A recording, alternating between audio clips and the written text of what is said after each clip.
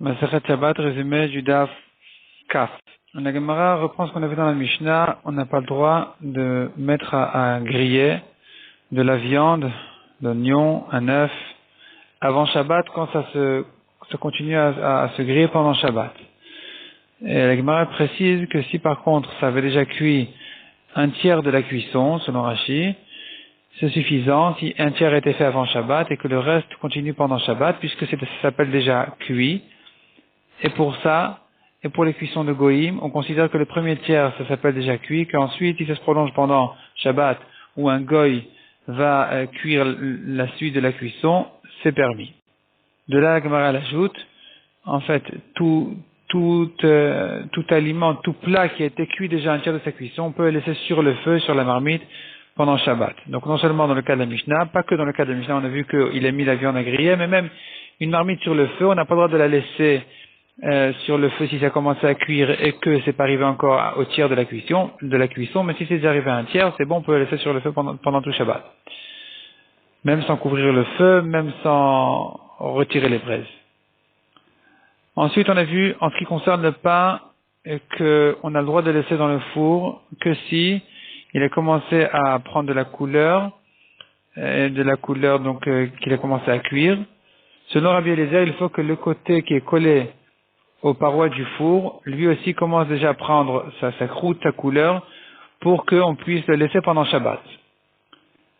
On a vu en ce qui concerne par contre l'agneau du Korban Pessah, là on a le droit de le laisser de le mettre au feu, de le griller, même juste avant Shabbat, même s'il n'a pas commencé, même s'il n'est pas arrivé à un tiers de sa cuisson.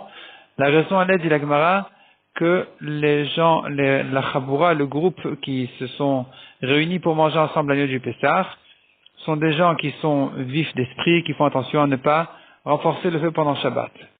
En ce qui concerne les Kohanim aussi, on a vu que pour la même raison, dit la Gemara, ils ont aussi le droit de se faire un feu dans la pièce au Beth Amikdash où ils se réchauffaient là-bas. Pour cette même raison-là, même si en fait le feu n'a pas encore bien suffisamment pris les bois, il s'est passé à enflammer avant Shabbat, et qu'en général, dans ce cas-là, on craint de renforcer le feu pendant Shabbat. Pour les Kohanim, c'est différent parce que les Kohanim zrizim hem, ils sont vifs d'esprit, et donc ils font attention, ils vont faire attention de ne pas renforcer le feu pendant Shabbat. Par contre, en dehors du Beth Amikdash, chacun chez soi n'a pas le droit de profiter d'un feu qui n'a pas encore été assez enflammé suffisamment avant Shabbat, sauf il faut donc qu'il prenne déjà la majorité, il faut qu'il enflamme la majorité des bois pour le permettre pendant Shabbat. La Gemara ramène là-dessus une marloquette, est-ce que c'est la majorité de chacun des bois, ou bien qu'il arrive à un état où on n'a pas besoin de renforcer le feu avec des petites brindilles. Si c'est un morceau de bois unique, alors il faut qu'il soit enflammé, soit la majorité de son épaisseur, soit la majorité, selon un autre avis, du tour de la taille, donc du périmètre du morceau de bois, tout le tour du bois. Et la Gemara conclut, il faut donc les deux.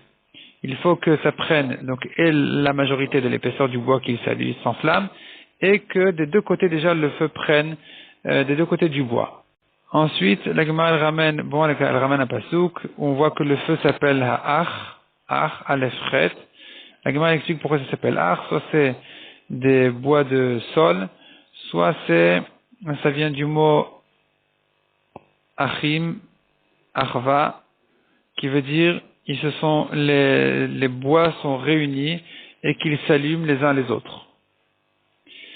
La Gemara ensuite ramène le cas des roseaux. Quelqu'un qui a des roseaux ou bien des noyaux de dattes, par exemple, et qu'il veut en faire un feu.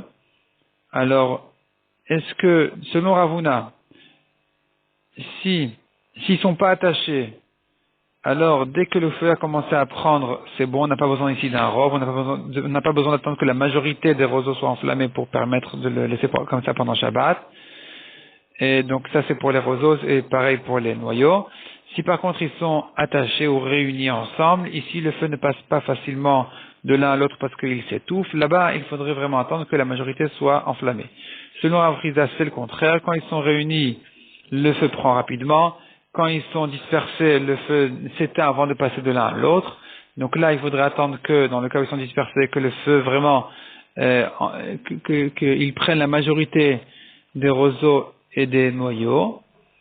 Et la Gemara ramène ensuite encore un troisième avis intermédiaire qui pense en ce qui concerne les roseaux, il pense comme Ravuna, et pour les noyaux comme Rav Chizda. La Gemara cite ensuite quelques autres feux qui s'enflamment facilement, et là-bas on n'a pas besoin d'attendre la majorité, dès que ça commence à prendre, c'est bon. Nous commentons ensuite le deuxième Pérec. Le deuxième Pérec qui est le Pérec Bamem Malikin, qui va parler de l'allumage des bougies de Shabbat. Ici aussi les Chachamim ont dit qu'on ne peut pas allumer avec n'importe quelle mèche, avec n'importe quelle huile.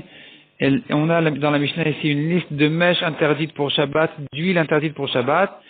La Gemara les explique une à une, exactement quelle en fait la traduction de chacune des choses de la Mishnah, de quelle mèche il s'agit, de quel bois, de quelle huile il s'agit. La Mishnah les explique toutes. Et la Gemara va plus loin expliquer que la raison pour laquelle on n'a pas le droit d'utiliser ces bougies, ces mèches et ces huiles, c'est parce que le feu, la flamme ne prend pas bien, et il risque donc de la tripoter, d'enflammer, de la renforcer. Et pour ça, les Chachamim ont interdit d'utiliser toutes ces mèches et toutes ces flammes.